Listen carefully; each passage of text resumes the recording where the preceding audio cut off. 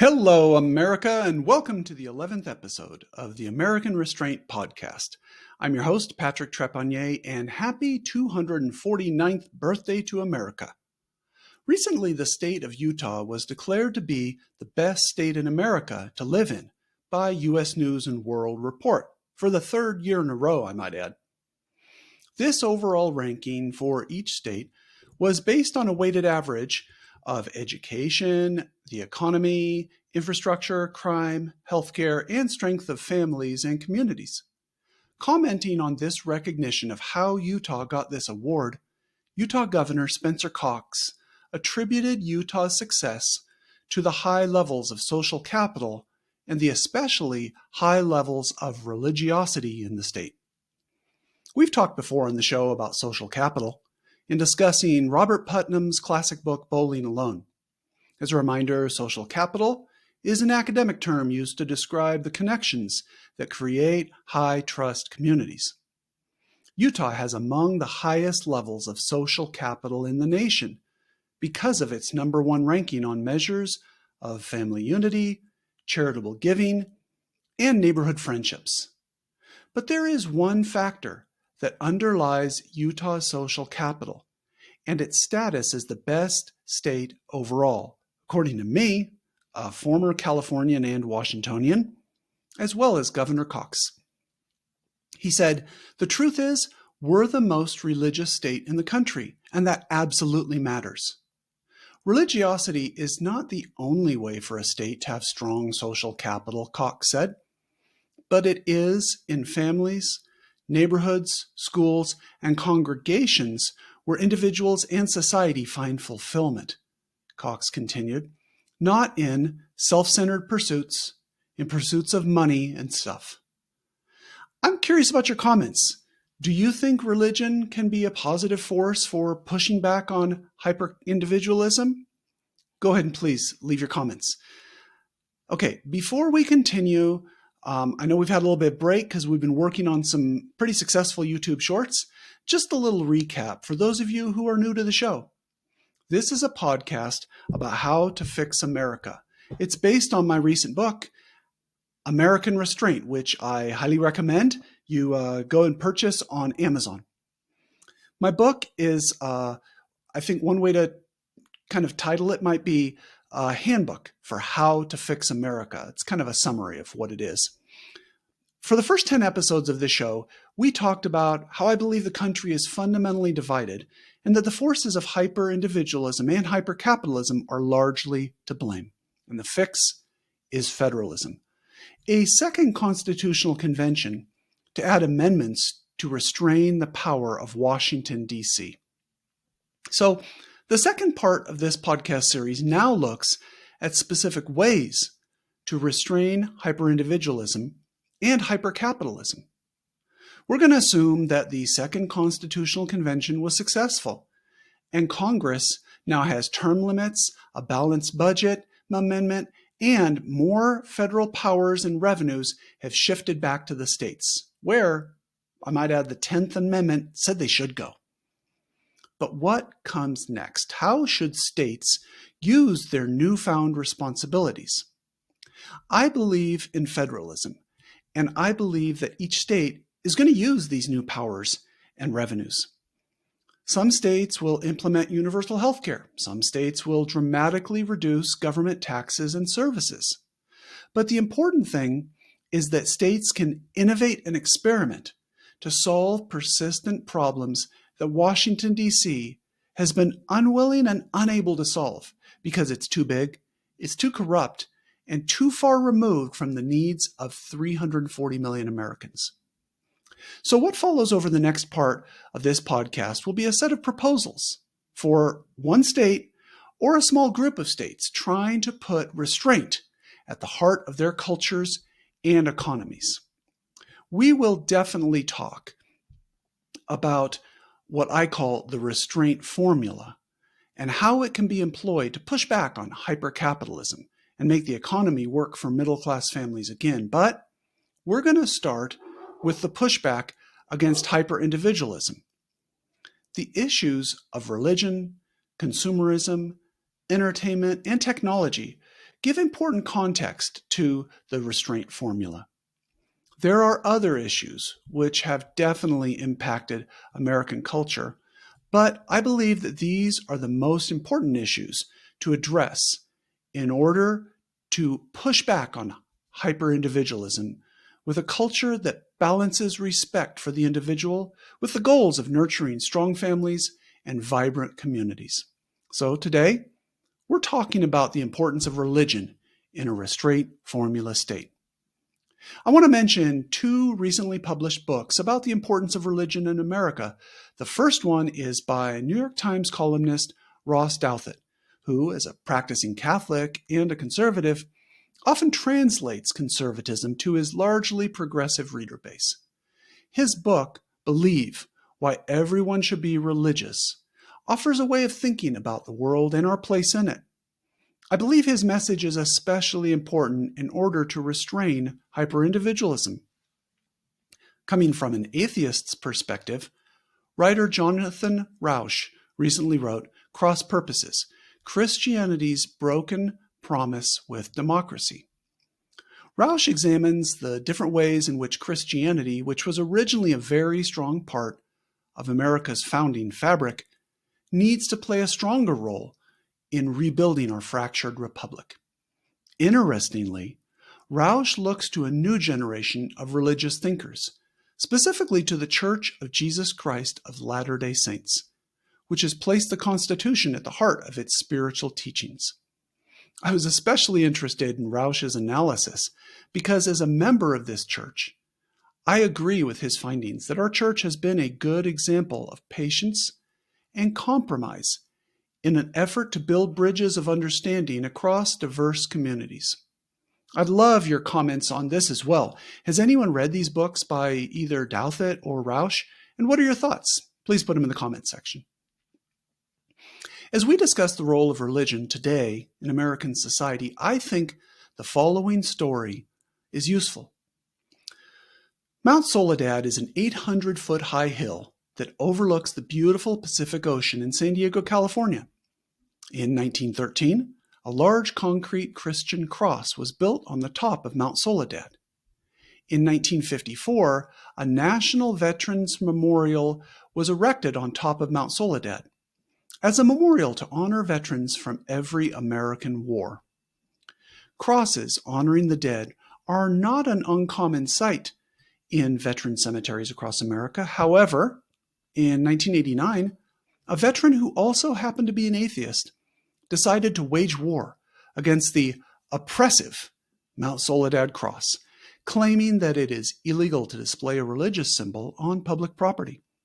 For 25 years, the legality of the cross was in jeopardy due to multiple lawsuits, federal court decisions, and San Diego elections. I'm quite familiar with this story as I spent much of my life in San Diego. For almost 80 years, while America shared a common cultural fabric, the Mount Soledad Cross didn't seem to oppress many non-believers yet. Over the past few decades, as California became more materialistic and non-religious, the Mount Soledad Cross became enough of an irritation to a few atheists and the ACLU that it had to be resisted. If you drive around California and a beach city like San Diego on any given Sunday, you're likely to see sunbathers, shoppers, sports fans, and restaurant patrons. What you're not likely to see are very many churchgoers. The 25-year angry effort to remove the largely ignored cross is an example of how religion has come under attack in post-Christian America. America's recent descent into unbelief is one of the reasons America is no longer one country. See, America used to be a Judeo-Christian nation, which led to a common cultural fabric and shared identity and a lot of social capital. The decline in church membership is consistent with larger societal trends in declining church attendance and an increasing proportion of Americans with no religious preference. For example, 75% of Catholics regularly attended church in 1955, but that number plummeted to 25% just a couple of years ago by 2023. When America had a much higher percentage of citizens who held similar religious and moral codes, we as a people and as individuals had better answers to questions like, what is good?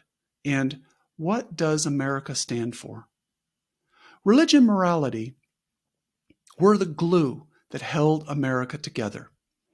Additional religious influences have not upset America's stability and cohesion, but strident anti-religiosity has.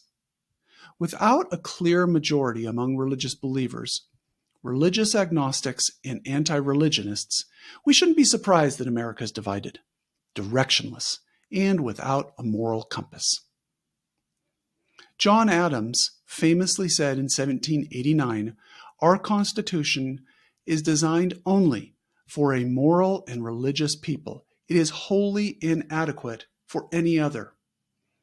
Adams continued, "We have no government armed with power, capable of contending with human passions, unbridled by morality and religion. Avarice, ambition, revenge, or gallantry would break the strongest cords of our Constitution as a whale goes through a net." As we have seen, especially over the last 50 years, America is not capable of contending with human passions, unbridled by morality and religion. Hyper-individualism and hyper-capitalism have broken the cords of our Constitution as a whale goes through a net. You see, as America has become steadily less religious over the past 50 years, we can see society falling apart. As hyper-individualism has turned our thoughts away from God and increasingly towards ourselves, we see the effects of a fractured, isolated society. Religion forces individuals and society to confront questions like, what do we owe to each other? Hyper-individualism and hyper-capitalism are utterly incapable of answering moral questions. Hyper-individualism can only ask the question, what about my needs right now? The moral framework for both hyper-individualism and hyper-capitalism is the directionless philosophy of moral relativism. I think you can find that type of moral relativism very easily in a lot of the most recent events of the day. For example, the recent riots in Los Angeles. I believe that a restraint formula state should not endorse any specific religion, but should look to religion as a way to restrain the effects of hypercapitalism and hyperindividualism on America. The state should look to religion as a way to ensure that a restraint formula state is a place where families and communities, not just individuals, can thrive. This legislation should not be seen as an attempt to make a restraint formula state a theocracy. In addition, this legislation should provide institutional support to restrain hyperindividualism and hypercapitalism. Support that reminds us to practice kindness, humility, and service instead of arrogance, greed, and consumption. So here are just a few policy ideas for a restraint formula state based on the good of religion. Number 1, enact blue laws or Sunday laws to give individuals, families, and communities, as well as businesses, a rest once per week. Blue laws have been in effect for hundreds of years as a way to give families a day of dedicated religious observance and to give laborers at least one day of rest. The legislation should focus on closing businesses, shops, and sporting events in order to give the maximum number of citizens a rest from their weekly labors. Another policy proposal is to reduce the availability of alcohol and drugs. Neighborhoods with a high concentration of bars and liquor stores tend to have higher levels of crime than neighborhoods without free-flowing alcohol and drugs. Excessive availability of alcohol in convenience stores, grocery stores, and sporting events tend to lead to drunk driving, alcoholism, and physical abuse. The third and last policy proposal I'll share here is that school prayer should be reinstituted in public schools as a moment of reflection. School prayer ended in the 60s, just as America began its decades-long radical social experimentation. No public school student should be forced to recite a rote prayer that is against their personal faith. However, schools should begin each school day by giving 5 minutes for students to reflect on something bigger than themselves. Last call for comments here. What are your thoughts on these policy proposals that I've just laid out, and how they might help push back and restrain hyper-individualism? What policy ideas do you have? Love to hear your thoughts. Please put them in the comments section. Okay, and as you know, on this podcast, we like to talk about great 80s music. Song recommendations for today: one of the best songs ever from U2 on their multi-platinum classic, The Joshua Tree. The song, I Still Haven't Found What I'm Looking For. I think this is a summary of American culture over the past few decades. It is, as the culture has mostly rejected religion and embraced hyper-individualism. Just like Spencer Cox, John Adams, Jonathan Rauch, and Ross Douthat recommend, until America starts to better understand the importance of religion as a bulwark of our joint civic virtue, America will continue to sing, I still haven't found what I'm looking for. All right, so that's it for today's episode. Today's call to action: take a break on Sunday. Go to church. Spend time with your family. Meditate. Don't go shopping. And let your employees take a day off work. All right, have a great day, America.